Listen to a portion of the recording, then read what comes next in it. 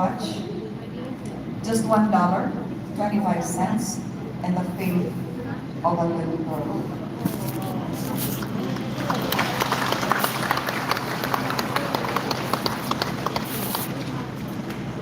These mosaic victims are placing their faith in us. Let us not fail them. Thank you very much. Ladies and gentlemen, that was a beautiful discussion there from the head of the Aftercare Department of the International Justice Mission, Ms. Clara Nevia Antipala. Please remain on stage, ma'am, as you will receive your tokens of appreciation from Director Lina Caguedo and Dr. Eva Grajeda. And so once again, let's give a round of applause for Ms. Lara Nevia Antipala. From her discussion, it's just sad that we would know that there are sexual abuses which were consented by parents and children. You know, sometimes people would resort to illegal means of earning because of poverty. Had they been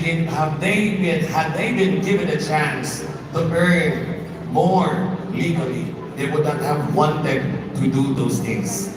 You know, poverty is the product of graft and corruption here in the Philippines. How many of you here are guilty of graft and corruption? Raise your hands. Nobody is guilty. Let's see. Don't you know that corruption begins at home? How many of you here are guilty of giving orders to your children, promising them reward after performing the task? Example, wash the dishes, I will buy Jollibee for you. You can check upon yourselves if you are guilty of corruption or not. Sometimes, not all the times, but in so many occasions, children would obey, not because it's the right thing to do, but because of the reward. And then they will have a mindset to only perform tasks, not because that is the right thing to do, but that is because of the reward awaiting. And when they grow up, they will commit that mindset will remain in their minds. Let us rehabilitate I'm good, ano, Paul. by Thank you, Paul. rehabilitating the family Bran Bran. within the Philippines. That is our And task Tiago, as social attending workers. seminar. Hi, Bran. Ladies and gentlemen, we have some announcement to make. There are some of you who are asking if you could secure the presentations presented here by our speakers. Well, past week is still on the process of getting the consent of our speakers if they could release the presentations or the PowerPoint presentations given to us here by those speakers. Once they give their consent, we can actually release the presentations. PowerPoint, once the consent is given, PowerPoint presentations will be sent exclusively to the emails of confirmed attendees. Another announcement. Okay. After our last speaker, there will be a PASWI Matatao raffle draw. Okay. And the proceeds of the raffles is for the advocacy on elderly.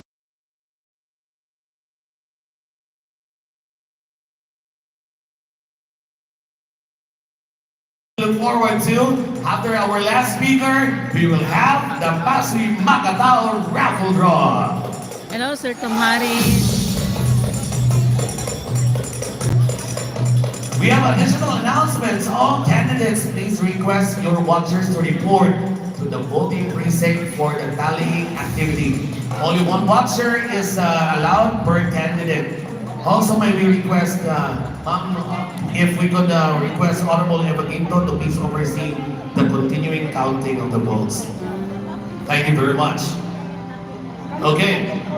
And for all of those who have not scanned the QR codes yet, we will now be flashing the QR code here at the big screen.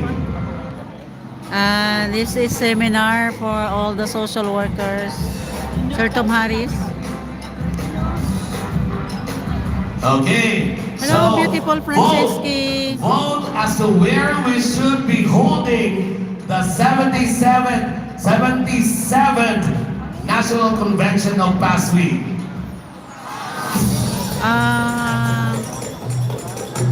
And don't forget to do your evaluation of please help PASWI in creating a better Seminar national of convention the next year by giving your Philippine Association of evaluation Social the Workers. things which have happened on the first day and the second day. Please, we were only able to gather 66 evaluation sheets yesterday. This time, we hope to gather more evaluation sheets from your tables. The members of the working committee will be collecting the evaluation sheets, them on top of your tables. Thank you very much. Down to our next speaker. And our next speaker will be speaking about the internally displaced people. And to do that, we will be welcoming here the words from the program manager for restorative justice and gender. Ladies and gentlemen, together let's give a big hand as we hear the discussion of Miss Nicole Angeline Policarpio. Sir Tom Harris, all our participants are social workers.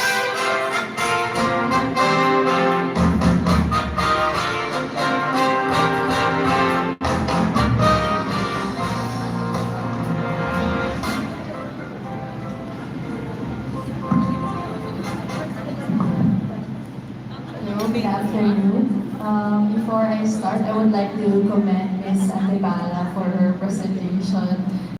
It's good that we have that, we are starting to have that conversations. Those kinds of conversations are very difficult. So, I'm back here again to represent Ms. Nikki De La Rosa, our Board of Trustee and Senior Program Advisor, to talk about addressing stigma and discrimination against internally displaced people. So we learned yesterday about diversity, our Hi, many Guapa differences, Jean. and our identities Hello, constantly Jean. together, being shaped by our institutions, our laws, historical events, and the meanings we attribute to our Just identities. recording so that I can But today I'm here to talk return to about the watch stigma and later discrimination in the against evening. internally displaced people and how to address them. Cannot So, record let's- because Next slide, please. it's already we gave host good in YouTube award. Let's study the case of the Marawi siege and the plight of IDPs following that event. So, just and examine what happened. And this event led to thousands of displaced people. And while the displacement of the Moras and the IDPs continued to this very day due to the clan feuding and land conflict, Marawi siege is truly an outlier event that affected Muslim Filipinos all over the country. So the city of Marawi on May 23, 2017 caught the attention of the nation as well as the region. The explosion of a full-scale war in the Islamic and international community. The city was stripped Hi, apart Mabi after Hawi. violent Thank extremists you. killed, Season Pinay, bombed, thank you. burned, and later took over parts of the city. And after the state responded Thank with you, the same guys. intensity, determination, and ferocity to regain control. The magnitude of the violence was seen in the extent of damage in terms of lives lost, Kaya people Gus, injured and I am displaced, single available but properties only for and ladies. businesses destroyed, and the population subdued by fear. The magnitude of violence Apple in had Asia, no rival and in Pinay is the single. recent history, even 7 years after. Hi, Maui. Maui and Tom. Og kaya Gus So the ko cost of tapalimon. Marawi siege unleashed violence that resulted in the death and injury Ball. of over 1,000 individuals and displacement of nearly Hi, Paul. 351,000 Thank you, people. Maui. Clashes between the Sis government and Ann. security forces Guapa and Jean. Beautiful alliance of the Franceschi. Mabuti group at Abu I miss Sayyaf also you. affected other Beautiful parts of the France. province Isan and Pinay. resulted in residents of Marawi going to Iligan City, to municipalities in Lanao del Sur and Lanao del Norte, and other places where they stayed with their relatives or in evacuation centers. They were also affected due to a constriction in food supplies as the war dragged on and displaced 77,170 families Still or her. Miss you too, ganda Nanette. 353,391 Mabuti people ako, Jean. according to Next month, I move from my DSWD. condo. I will move So to the if you beach look somewhere. at the Wow, figure Paul. 1, it Maui, Hawi, illustrates hi. the violence intensity index with Seminar, sis. displacement Yes, by seminar. province, by the four provinces. Until You can tomorrow. see that Tomorrow will end.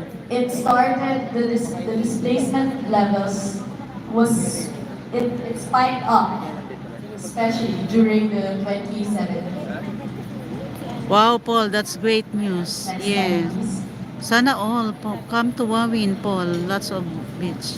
In March Okay, back to 2018, Manila. some 28,000 families out On of the Sunday, back to Manila. 300,000 were able to Hello, return, but not Jean. those who lived in the most affected area or what people call the PAH. The long Maui dry Hawi spell resulted is in one of illnesses my among main children and option. limited supplies of Jean in drinking your water, heart. while the rainy season has brought Okay. Please flooding connect, in guys. evacuation camps. Connect to Jean Residents in your are heart. unable to visit their properties Franceschi inside channel, PAHA, hi. and the commercial Sis sector Ann, was is found that to be you? lost during the flood Yes, this month is of water. Anyan. And many displaced residents remain in temporary Tom. shelters 7 years after the end of the Marawi siege. The process of rehabilitation was more geared towards rebuilding structures and less on supporting the victims and the displaced. And it's been 7 years since, go back please. It's been 7 years since the liberation, but the reality is that you can still find these IDPs in evacuation camps. And they have now turned into their own communities, still unable to return to what was once their home due to the delays in the compensation and rehabilitation. The impoverished living conditions in evacuation areas make the condition worse for the IDPs. And to make matters worse, 7 years after it was liberated, the residents are unable to go back because they don't have the money to build their houses. And there are also issues with land titling and delineation of the land. Next slide, please. The violence also lead to spillovers in Will there communities be hosting the dancing and IDPs. party Because after? while they represent new resources, On the especially for the first day, labor market, Sir Tom because Harris, you have more we have labor power available. a party They party. might also constrict Hi, existing Teta markets. And the Esenborg. Good grievance morning. frustration Good of morning, residents turn Teta. into a source of tension and horizontal conflicts between communities Chaan where they is are awesome. evacuated. Vulnerable conditions faced by the poor and displaced in Marawi are reinforced by newly emerging threats from revenge killings, a resurgence of violent extremism, as well as residual clan violence. Next slide, please. So if you look at the typology of costs of the Marawi siege, you will see that the resources expended on the resettling and caring for the individuals affected by the conflict, it has a cost Hi, short-term, sis Sudha. long-term, in the most affected area, and even beyond the most affected area of I do Marawi. live every night, The Paul. cost of 9 p.m. displacement Korea also for time. the host communities where the Sis Sudha, you can IDPs connect are to them. evacuated. When This is due to you and competition love over going to natural come for a resources visit to such as Thailand. water and land, and Oh, including employment opportunities. No So financial fighting over limited for resources in plane host ticket, communities Maui. drives the stigma against IDPs. Hello, And we heard Sudha. from yesterday Yes, that Sudha is identity is come. being othered Connect to because of them. impoverishment and lack of access to services Sir like Lance, hello, works. hello. And because these host communities are struggling themselves, and government and aid responses are We have insufficient, people two are left to fend Thai for speaker themselves, this and morning sometimes from it leads Thailand. to cooperation, They but are social sometimes it leads workers. to competition and fighting over limited resources. Next slide. And to make matters worse, the media reportage in Metro Manila and Yes, in Paul, urban she's having live areas linked stream to Muslim during night. minorities also became a source and trigger of discriminatory and exclusionary attitudes towards No, Muslims. she's speaking in And English, whether Maui. intended or unintended, They are social reporting on violent workers, flashpoints tended to Maui. create more confusion and hate towards them. They The stories they from spoke in Muslim youth in English. urban enclaves in Manila show Live? strong Yes, feelings it's of live. discrimination due to the media frenzy both during Mama Sabado and the Artist recently is Marawi. connect to So the effect goes Paul in even beyond the Asia IDPs. and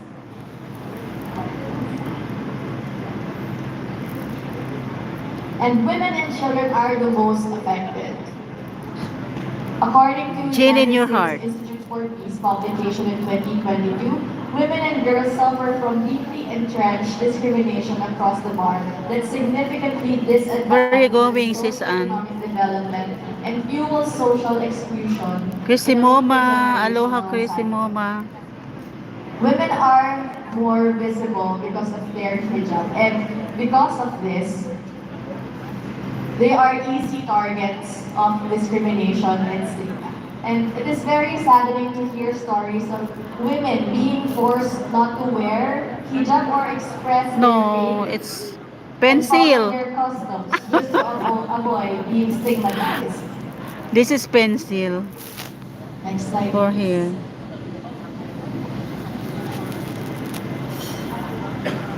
But exposure to different cultures and ideas also play an important role in shaping women's perceptions. In an interview with Noreen at the Sud Royal of Royal Status reveals that Got access to gotta get lunch. education I'm leaving this and to a on. diverse Thank set you. of ideas is Thank you, sis important for a woman to feel Sudha. empowered and Artist confident in her Risen. agency. Thank you, sis Growing Anne. up in a heterogeneous Only in the city in house is Zamboanga, she relax. describes being raised Ah, with progressive okay. ideals and being comfortable around people of other religions and cultures. Thank you, She sis never Anne. felt forced to Sis wear Sudha Mawi hijab or Hawi. Tom Harris. forced not to wear hijab. She wears it Jane only when in she your feels like heart. it, and she has always felt Beautiful comfortable France, going out, even Polynesian. on her own. Thank you so The much. only And time she felt uneasy was when she was dressed in a hijab while in public beautiful spaces like Metro Franceschi Manila, and Paul in saying she has Asia. felt discrimination Sir Tom more as a Harris Mawi Muslim Hawi. than as a woman. And we see here that it's education, the status, and the agency play an important role to make norms flexible and Just to adapt to to the needs just of the to communities. And video, these I things will play an important role in go back addressing later what stigma. the speaker Next slide, ano. please. Aloha, Christy Moma. Next slide.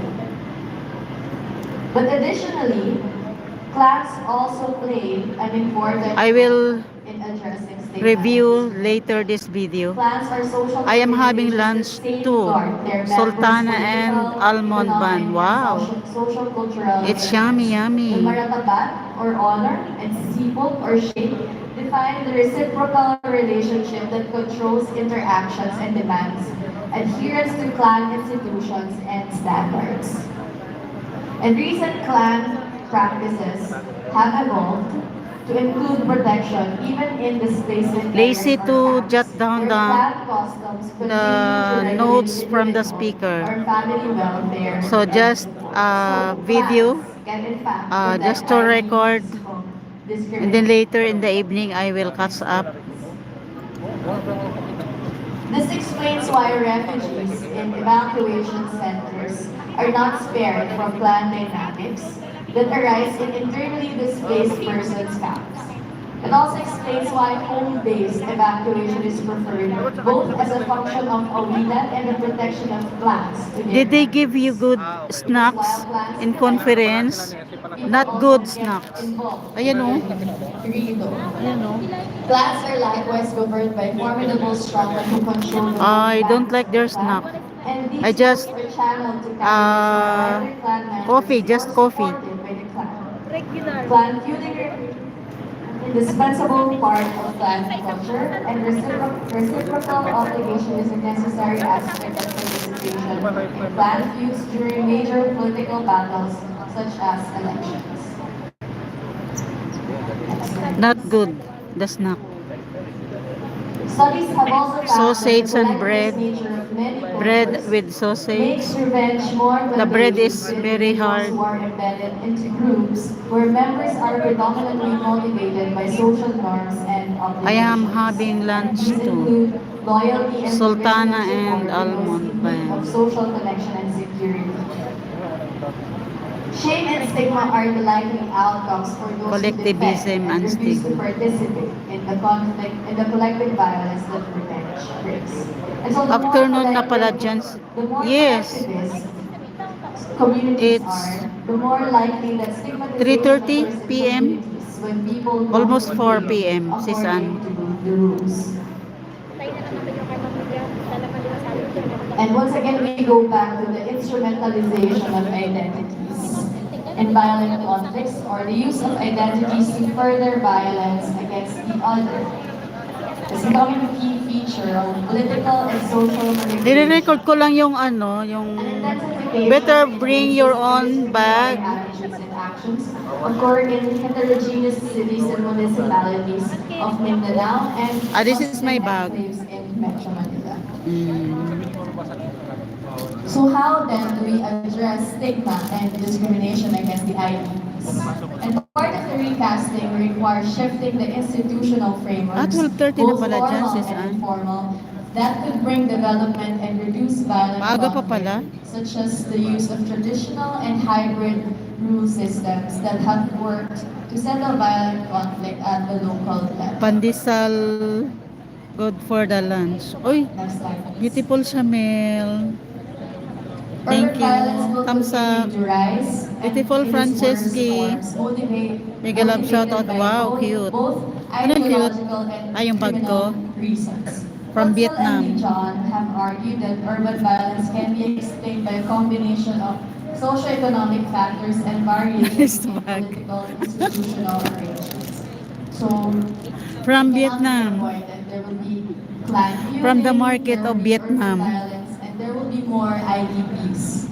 Beautiful siya, Attributes the porous Mel. and heterogeneous nature of urban areas that have created positive conditions for the religious and ethnic fragmentation that is happening in Metro Manila, and the increased access of social media that can intensify ethnic cleavages triggered by events far away, whether in Mindanao or outside of the country. So whether that's the war that is happening on the Middle East, that also plays a part and shapes the stigmatization and discrimination against the Muslim identity. And working on issues of discrimination I'm not a in urban teacher, centers, I'm whether within or beyond the because the Mindanao, bag. such as the enclaves in Metro The Manila, bag. will be The strategic bag. in the long term. So we have to be The simple proactive bag. when it comes Oh. to shaping the narratives regarding the Muslim I'm going to identity. play my guitar And the role of women and the youth. by Nanette and Fighting everyone. Ay, thank you, discrimination Paul. is a critical area of engagement, Because the particularly bag. for the youth, and especially Your bag among is young nice, women who parang cannot hide their pang religion teacher. Hindi and are often naman. on the receiving end Pang teacher of the ba worst to? kinds of Oh, exclusionary and discriminatory behavior in urban it's areas, not pang such as their teacher. schools or workplaces. Oh, It underscores what's the in my need to bag? persuade and harness the youth in the fight against extremism and reassert their role in peacekeeping. Mom love will jealous as she loves the bag. Climate conflict action. Ladies and gentlemen, let's give a round of applause for this beautiful lady who discuss to us the internally displaced people, Miss Nicole Angeline Policarpio. Please be on stage. You can even here for a while. And giving you your token and your certificate of appreciation is Sir J.P. Pulingay, together with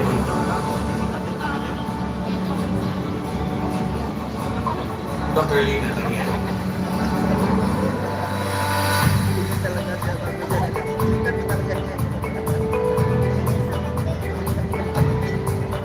Thank you very much, ma'am. Can we give another round of applause for Miss Nicole Angeline Policarpio, Program Manager for Restorative Justice and Gender. Thank you very much, Miss.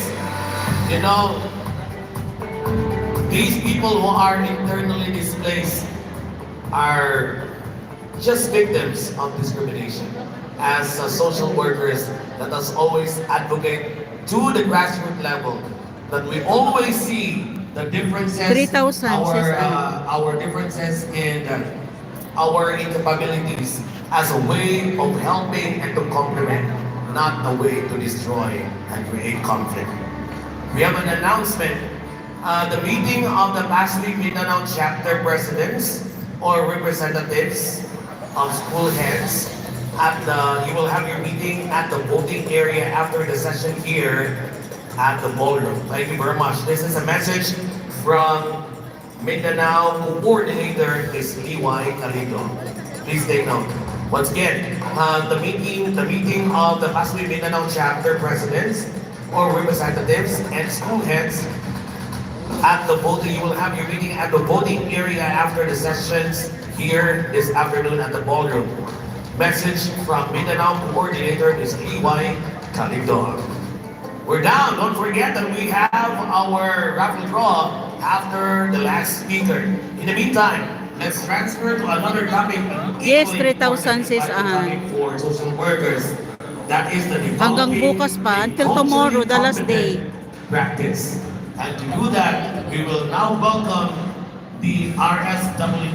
We have the Dean of the University of Cebu College of Social Work. Together, let's give a big hand for Dr. Calachuchi Flores Caballeros.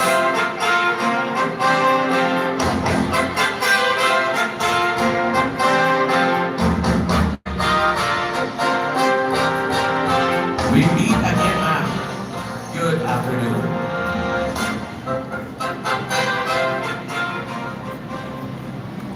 Good afternoon. Mayong hapon sa atong tanan. Kumusta? Maayo gyapon. Okay, slides please. I will discuss the topic that is close to my heart, cultural competence in social work. It is my belief that by understanding and embracing diversity, we become more effective and empathetic social workers. Allow me to give my sincerest thanks to PASWI for allowing us to be one of the participants of the Philippine-Thailand Exchange Program. It had broadened my appreciation and desire to inspire everyone, particularly in academia, for the globalization of social work practice. In the field of social work, professionals face a multitude of challenges daily, each shaped by the diverse backgrounds, experiences, and needs of the individuals we serve. Social workers encounter a wide array of problems and personalities ranging from those confronting societal injustices to individuals dealing with personal crises. The ability to navigate this complex landscape effectively is essential.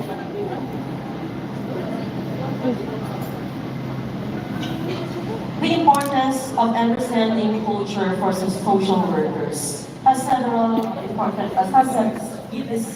Yes, Sir Tamaris. First is cultural competence. Beautiful Social workers must Franceschi. be culturally Sir Tamaris is ang Pinay. I will end na. serve diverse populations. Thank you.